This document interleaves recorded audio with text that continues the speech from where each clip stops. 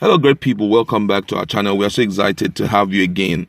There have been multiple councils, call it advice, coming from different quarters to the present administration, both at the local government, state, and even the national level, talking about the federal government. But none of them have really been put into use as expected. And you know that one of the key functions of clergymen, clerics, whether it's Islamic cleric or Christian cleric, one of their key functions is to ensure the advice and point at the direction that God, in quote, wants the current administration to go. But unfortunately, it has not been accepted as expected. Their functions, though they have advice, but yet we've not seen any of their advice playing out in this current administration. But guess what? Most of them will not cease to continue to advise. And this time around, it's coming from one of the reputable Southwest religious leader. He's a well-known apostle, talking about Apostle Paul Okiki Jesu. That's the man. He has decided to admonish the president, and is giving him very strong warning, which if he doesn't heed according to the man of God, it may result to the hoisting out of the president from his position by God. Exactly, that's how he said it.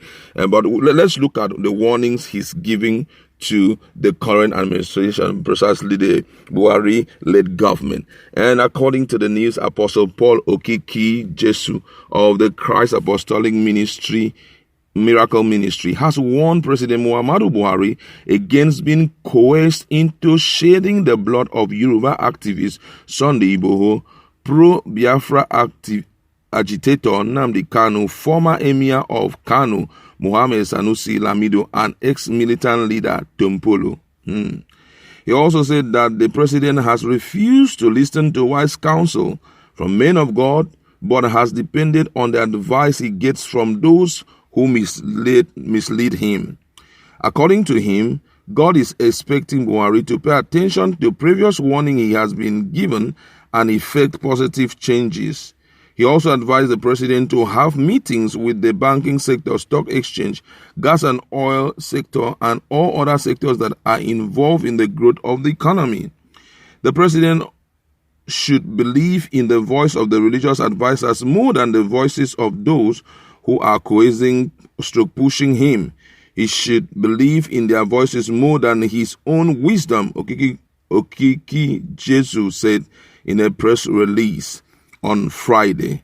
And according to you, let me read the exact words of the man of God. He said, "Thou say the Lord, what I am saying is that the president must not follow people to coerce, to push him to shed the blood of these four men, namely Sunday Igboho, Sunday Adeyemo, Sanusi Lamido, Nnamdi Kanu, and Tompolo. If this happen, there will be panic, and the country will be shaken. Thus saith the Lord, the blood of these four men is not for sacrifice, and it is not to be used to appease his spirit for a long life, or to achieve his goals. Inform the president that he must not permit or condone the blood of these four men to be spilled. He must not allow people to use their might to power to shed the blood of these four men. If the blood of these men is shed, then the government will be taken away from him, and it will be given to his deputy.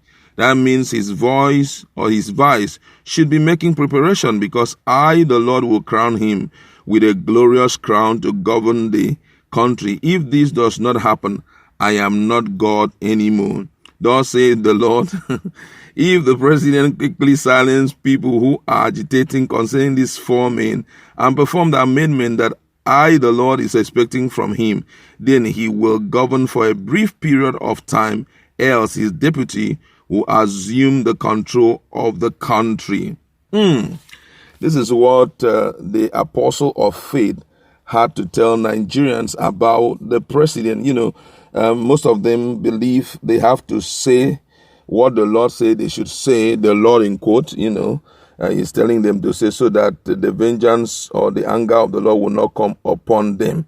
And I don't know how true this is, but first of all, let's look at what Nigerians have to say. This one say, Okiki Padimi Juju, this your permutation no too pure jaw. I will send a friend's number. He don't play between Niger and Baba Ijebu for years.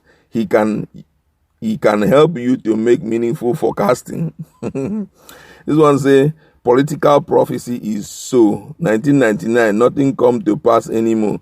Just change business, Oga. Ticket don't cut tire for this game. This one say, remove from the surface of the aid or remove from Aso Rock. This one say, look at the kind of news you... All right, this other person here says, what is this one saying? A lot of, no, I'm telling you, nobody is really in support of the man, who had this to say. But looking at the train of statement he has made, for me, I don't think that this is like a prophecy, because mentioning 4 people, mentioning Tompolo, these people, even without all your permutation or prophecy or whatever you have to say, looking at the positions of these people, if you touch them, their regions will be on fire and peace will be withdrawn from Nigeria. Some people may go extra mile with this present day government. So for me, this is not prophecy, because looking at Nnamdi Kanu, the guy has so much control over millions of people in Nigeria. You look at Sunday Igboho, he's highly esteemed because of what he has done in the shortest possible time. Lamido also is a referred leader, in the north. Tompolo is in charge of Niger Delta militancy and other stuffs. He's really, really in charge of Niger Delta. So imagine you touching those people. They will sing the whole of, Bayelsa and Rivers State. They will do so much things there. Touch Lamido, you are going to expect the same thing. And the other 2 people, ordinary men walking down the street with little or no spiritual knowledge, have this in their mind.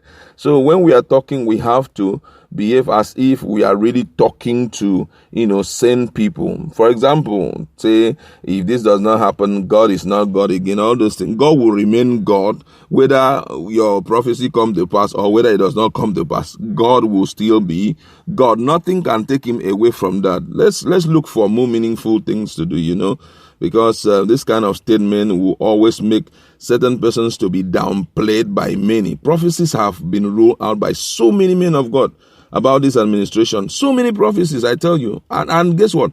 One of it has not come to pass. I mean, just one like this. I've not seen anybody. It could be there are no prophets again in the land, except some few persons, There are some few persons who have spoken and we watch it come to pass. But then I feel that we shouldn't be swift to talk, except it is strictly by God. And if it is from God, automatically God will perform his word. He doesn't need you to force him or need to shout it out on social media on all of that. We'd like to leave it there. What do you think about this prophecy? How potent do you